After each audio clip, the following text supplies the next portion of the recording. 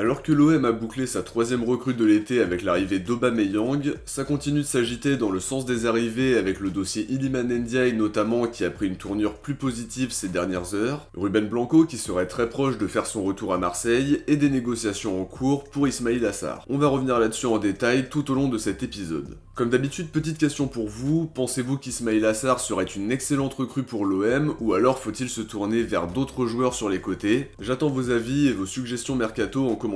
On commence tout de suite par un petit point sur la piste Daichi Kamada qui avait été évoquée il y a de ça plusieurs semaines maintenant. Le milieu offensif japonais est libre depuis la fin de son contrat à Francfort et au vu de ses qualités et de sa grosse valeur marchande, c'est une grosse opportunité à saisir, même si bien sûr ce sera loin d'être gratuit. Son nom a été associé à l'OM et ça ne surprend pas du tout que Ribalta et Longoria soient séduits par ce genre de profil. Il était annoncé très proche de Milan mais la piste aurait pris du plomb dans l'aile étant donné qu'ils ont déjà atteint le quota de joueurs extra-communautaires. Côté marseillais, le petit OM nous dit sur Twitter que l'OM s'est bien renseigné sur lui auprès de son agent Roberto Tucada. Longoria a déjà négocié avec lui pour faire venir Nagatomo quand il était directeur sportif, donc ça peut aider. Seulement ça coince sur le volet financier parce que les demandes de Kamada seraient vraiment conséquentes. On parle d'un salaire de 300 000 € net par mois et une prime à la signature estimée à 11 ou 12 millions. Ça fait un bel investissement sachant qu'on est sur un salaire net. Apparemment l'OM n'a pas donné suite pour le moment et peut-être que l'objectif c'est de faire traîner pour le pousser à être moins exigeant par la suite. Ça n'empêche que Milan le voulait vraiment et peut-être que ça peut se décanter aussi pour eux au fil du mercato s'ils ont des départs de joueurs extra-communautaires par exemple. À voir si la direction marseillaise ira plus loin de son côté, mais si ça venait à se faire, ce serait vraiment une très bonne recrue. Pour Chancel Bemba, la Minute OM a confirmé qu'il avait des prétendants en Arabie Saoudite, mais à l'heure actuelle, aucune discussion n'aurait encore été engagée avec la direction olympienne. Je pense que dans l'idéal, ils veulent le garder, mais ça va dépendre des offres qui arriveront, sachant qu'ils ont largement les moyens financiers du côté de l'Arabie Saoudite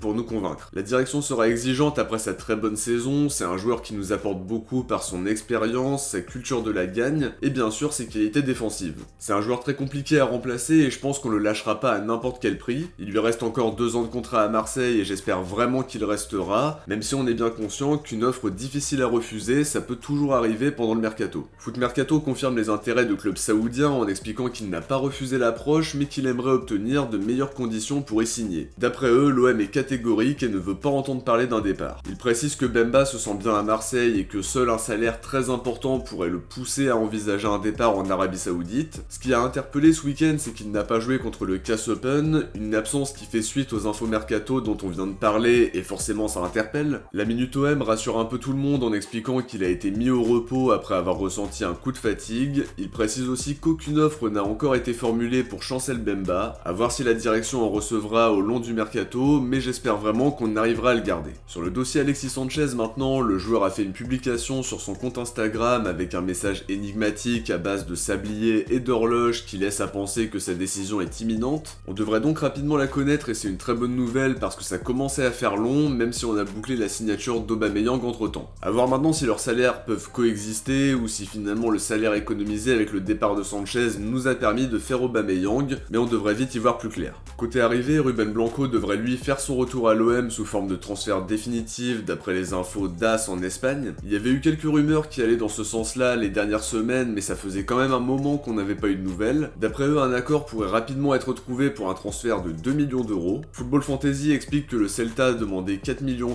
mais qu'ils auraient fini par céder. Blanco devrait donc faire son retour à l'OM après une saison comme doublure de Pau Lopez. La saison dernière, il n'y avait pas vraiment de concurrence entre les deux gardiens, à voir si ça changera sous les ordres de Marcelino, parce que si c'est pas le cas, je préférerais garder Simon en numéro 2 si la hiérarchie est claire et définitive. Il devrait signer pour plusieurs saisons et ça pose aussi des questions sur la gestion de Simon qui sera encore bloqué l'été prochain, même s'il se fait prêter cette saison avec 2 gardiens sous contrat quand il reviendra. On passe maintenant au dossier Iliman Ndiaye qui semble prendre une tournure plus positive ces dernières heures. La Minute OM expliquait récemment qu'Iliman Ndiaye a fait part de sa décision à Sheffield, il veut signer à Marseille mais son club se montre dur en affaires à 1 an de la fin de son contrat. Vendredi, Foot Mercato expliquait que les dirigeants marseillais avaient rencontré les représentants de Sheffield au Portugal pour les convaincre de laisser partir Iliman Ndiaye. Les négociations se poursuivent avec le club anglais, tout comme les discussions avec sa famille. Mohamed Bouafsi a aussi amené une vague d'optimisme en affirmant sur Twitter qu'il se rapprochait finalement de l'OM malgré le forcing de Sheffield pour le faire rester. Une information confirmée par Fabrice Hawkins de RMC qui nous dit que le discours de Longoria et Ribalta a convaincu le joueur de venir. Ils lui ont notamment promis une place de choix aux côtés d'Aubameyang Aubameyang, mais comme on peut s'en douter, la grosse interrogation c'est par rapport à Sheffield qui ne compte faire aucun cadeau, et ce malgré une situation contractuelle très inconfortable pour eux. C'est une priorité, mais on imagine que la direction n'hésitera pas à faire traîner un petit peu le dossier pour pousser Sheffield à être moins gourmand. En tout cas, c'est vraiment un gros retournement de situation alors que tous les médias annonçaient que c'était terminé il y a encore quelques jours. Ce serait finalement pas le cas parce que le tandem Longoria-Ribalta ne le lâche pas et en a fait une priorité absolue. Maintenant, faut convaincre Sheffield, mais ce sera pas le plus simple, alors qu'un accord avec le joueur ne devrait pas être si compliqué à trouver. On termine cette vidéo par la grosse information de la journée. Hier soir, Fabrizio Romano parlait de négociations entre l'OM et Watford pour le transfert d'Ismaïla Sarr, une information confirmée par la plupart des médias qui disaient que le joueur était convaincu par le projet que lui a vendu Longoria et qu'il avait déjà reçu une offre de contrat de la part de la direction. Un dossier qui a été mené en sous-marin parce qu'on a entendu parler des discussions pour la première fois hier soir et qu'aujourd'hui David Ornstein nous annonce un accord entre l'OM et Watford pour l'arrivée d'Ismaïla Sarr. En termes d'indemnité, ce serait apparemment entre 10 et 12 millions selon les bonus d'après Abdellah Boulma, à confirmer, mais quoi qu'il en soit, ce sera un montant inférieur aux 22-25 millions qu'on a entendu hier soir et qui s'explique aussi par sa situation contractuelle, étant donné qu'il n'avait plus qu'un an de contrat à Watford. En tout cas, sa visite médicale serait prévue pour lundi d'après les infos de David Ornstein, des infos qui sont confirmées par Fabrizio Romano qui nous dit qu'il va s'engager jusqu'en juin 2028 et que sa visite médicale serait prévue pour lundi ou mardi. Le joueur a tout de suite été conquis par le projet que Longoria lui a présenté et c'est vraiment une arrivée qui fait plaisir parce qu'on a eu la première info hier et aujourd'hui c'est bouclé. On n'a pas eu le temps de stresser et d'entendre 50 informations contraires, donc c'est quand même agréable de temps en temps. Pour vous donner rapidement mon avis sur son arrivée, même si on en parlera beaucoup plus en détail dans la présentation comme d'habitude, c'est un joueur que j'aime beaucoup, un ailier qui peut jouer à gauche et à droite, qui peut aussi jouer dans l'axe en cas de besoin. On avait besoin d'un joueur capable de percuter, de faire des différences grâce à sa qualité de dribble et sa vitesse. Son axe de progression principal c'est la finition, ça lui a souvent été reproché en sélection, mais je pense que c'est un joueur qui peut prendre une toute autre dimension en signant à l'OM. Il sort d'une belle saison en Championship mais il a besoin de passer un cap. C'est une très bonne recrue parce que c'est un joueur international comme nos 3 dernières recrues d'ailleurs. Il a fait une bonne Coupe du Monde en l'absence de Mané, il a aussi été très bon à la dernière CAN même s'il était arrivé tardivement quand Watford refusait de le libérer. C'est un joueur qui a beaucoup de qualités notamment dans la percussion et qui va très bien se fondre dans le jeu de Marcelino. Vraiment hâte de voir le transfert officialisé et j'ai vraiment hâte surtout de voir ses premiers pas sous le maillot olympien.